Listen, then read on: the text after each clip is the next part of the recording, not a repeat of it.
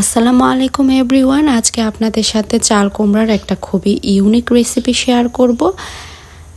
রেসিপিটার জন্য আমি চাল কুমড়াটাকে কেটে খুব সুন্দর করে ধুয়ে নিয়েছি। দেখতেই পাচ্ছেন আমি গোল গোল করে কিভাবে কেটে নিয়েছি। কেটে নেওয়ার পর এই চাল কুমড়াটার সাথে আমি অ্যাড করে দিব মরিচের গুঁড়ো, আরও অ্যাড করে দিব হলুদের গুঁড়ো। হলুদের গুঁড়ো দেওয়ার পর আমি এর সাথে অ্যাড করে নিব পরিমাণ মতো লবণ।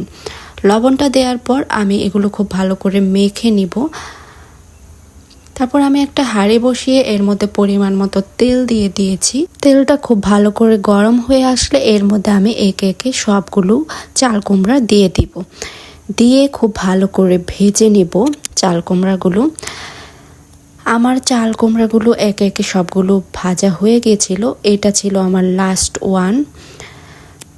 তো ভাজার পর আমি একটা বাটিতে এগুলো উঠিয়ে নিয়েছিলাম এবং চাল কুমড়া ভাজার যে তেলটা ছিল অবশিষ্ট, ওই তেলে আমি দিয়ে দিয়েছি কিছু পেঁয়াজ কুচি এবং কাঁচামরিচ ফালি।